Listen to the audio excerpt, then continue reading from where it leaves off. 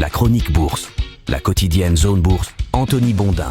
Salut tout le monde et bienvenue dans cette chronique Zone Bourse du jeudi 20 juin 2024. Elle est titrée ce matin, nouvelle avalanche de banquiers centraux. Alors que les investisseurs attendent la reprise de Wall Street après un jour férié, les banques centrales brésiliennes, suisses et britanniques ajustent leur politique monétaire. Les taux directeurs, les élections en France et au Royaume-Uni et l'IA restent au centre du jeu. La fermeture de Wall Street hier pour un jour férié a privé les places boursières mondiales de leur baromètre. Alors ça fait un petit peu mal de l'admettre, mais c'est bien New York qui donne le tempo. Après 2 séances de rebond, l'Europe a plutôt adopté une attitude prudente, ce qui n'est pas illogique au regard du tumulte électoral en France. On pourrait même ajouter du tumulte budgéto-électoral en France, puisque l'Hexagone s'est fait assez logiquement taper sur les doigts par Bruxelles, avec 8 autres États membres, il est vrai, pour le dérapage incontrôlé de ses finances publiques. Alors on a beau jeu de dézinguer Elon Musk, mais force est de constater qu'en confiant toute sa rémunération exorbitante de Tesla à Bercy, soit environ 56 milliards de dollars, eh bien il n'aurait pu couvrir que le tiers du déficit français de l'année dernière, soit 154 milliards d'euros, grosso modo 165 milliards de dollars. Alors j'avoue que le raccourci est un petit peu facile, mais ça donne quand même une idée des montants qui sont en jeu. Hier, le CAC 40 a perdu 0,8%, il est redescendu à 7570 points. L'indice parisien évolue un petit peu plus de 8% en deçà de son record du 10 mai dernier. Il conserve quand même un gain de 39% sur 5 ans, mais on sent bien que la société française est à un moment charnière. Dans le reste de l'Europe, un repli prudent s'est installé, notamment du côté de Francfort et de Bruxelles. Le SMI suisse a capitalisé sur ses valeurs pharmaceutiques défensives pour grappiller 0,1%. Quant au FTSE britannique, il a terminé en hausse de 0,2% en amont des élections législatives qui devraient amener le Parti travailliste au pouvoir le 4 juillet. La place de Londres est encore assez à la mode chez les investisseurs, surtout ceux qui cherchent à échapper au bazar qui pourrait se profiler sur le continent. Là encore, il faut rappeler que le FTSE a connu une performance assez médiocre par rapport aux autres indices européens depuis 2016. Le Royaume-Uni qui sera encore au centre de l'attention aujourd'hui avec une décision de la Banque d'Angleterre sur ses taux, les économistes attendent un statu quo à 5,25% alors que les pronostics de baisse de taux étaient un petit peu plus prononcés il y a quelques semaines. Mais voilà, entre-temps, Rishi Sunak a annoncé des élections anticipées et les derniers chiffres d'inflation n'étaient pas aussi favorables que prévu. Tout pointe donc vers une temporisation du côté de la BOE, même si l'économie britannique aurait apprécié un assouplissement. Il y a aussi la Banque nationale suisse qui doit trancher sur ses taux ce jour. Le marché attend là aussi un statu quo à 1,5% pour la BNS à 9h30. On part en Chine où les indices repiquent du nez après leur gros rebond de la veille. La Banque centrale a fixé le taux de référence quotidien du yuan à son niveau le plus bas depuis plus de 6 mois. Ça a entraîné une baisse de la devise assez logique. Et en parallèle, des choses ont l'air quand même de se préparer au niveau de la PBOC. Le patron de la Banque centrale chinoise a évoqué dans un discours de nouveaux outils de politique monétaire, notamment l'intervention sur le marché des obligations souveraines et la fixation d'un taux d'intérêt unique à court terme au lieu du système actuel. Des annonces qui n'ont manifestement pas suffi à entretenir la flamme boursière ce matin. Et d'ailleurs, pour en finir avec les banques centrales, celle du Brésil a maintenu son taux directeur à 10,5% à l'unanimité de ses membres et conformément aux attentes, ça s'est produit cette nuit, malgré les demandes insistantes du président Lula de poursuivre la baisse. Du côté des actions, il ne se passe pas grand-chose à l'exception de l'invincibilité des titres liés à l'intelligence artificielle et de quelques épiphénomènes régionaux, comme par exemple cette flambée de 51% d'Atos hier, le nouveau GameStop français. Le titre du groupe de services informatiques en déconfiture a quand même plus que doublé en 4 séances, en appliquant la théorie de la relativité utilisée dans la ligne précédente pour le CAC 40 et pour Elon Musk. Il faut quand même rappeler qu'Atos perd toujours plus de 80% de sa valeur sur un an. La reprise de la bourse américaine apportera un petit peu de relief cet après-midi, surtout après une batterie d'indicateurs dans l'immobilier, l'activité et le marché de l'emploi aux États-Unis. En attendant, le Japon termine la séance à 0 et la Chine repart donc en baisse sur le continent. On est à moins 1% et même à Hong Kong à moins 0,6%. La Corée du Sud, Taïwan et l'Inde évoluent en revanche dans le vert clair et l'Australie perd encore quelques points. Du côté de l'Europe, j'ai l'impression qu'on va tenter un petit réveil haussier à l'ouverture au vu de la tendance des indicateurs avancés. Du côté de l'actualité des sociétés, on commence avec la France où le Sénat demande au gouvernement de réfléchir à l'achat d'une action privilégiée dans Total Energy pour guider sa stratégie. Danone organise une journée investisseur et a dévoilé pour 2025-2028 un objectif de croissance organique de 3 à 5% et une croissance du résultat opérationnel courant plus rapide que celle du chiffre d'affaires. Orange est sur le point de vendre 1,9 milliard d'euros de prêts qui sont logés dans Orange Bank à KKR selon Bloomberg. Paris a confirmé une grosse commande de missiles à MBDA. MBDA, c'est une co-entreprise entre BAE, Airbus Airbus et Leonardo. Legrand a émis 600 millions d'euros d'obligations 2034 à 3,5%. Alstom va fournir 70 locomotives à Mercitalia pour 323 millions d'euros. Le PDG d'Air France KLM se plaint du manque de places de parking pour les avions à Paris. Technip Energies a remporté un contrat pour une unité de craquage de nafta en Inde et Vallourec a prolongé son contrat avec la compagnie pétrolière nationale d'Abu Dhabi. Par ailleurs, mauvaise nouvelle du côté de BIC qui revoit en baisse ses prévisions de chiffre d'affaires 2024. Hoffmann Green Cement a signé un partenariat avec le groupe Polylogis et Ecomiam a bouclé une augmentation de capital de 5,3 millions d'euros à 2,7 euros par action.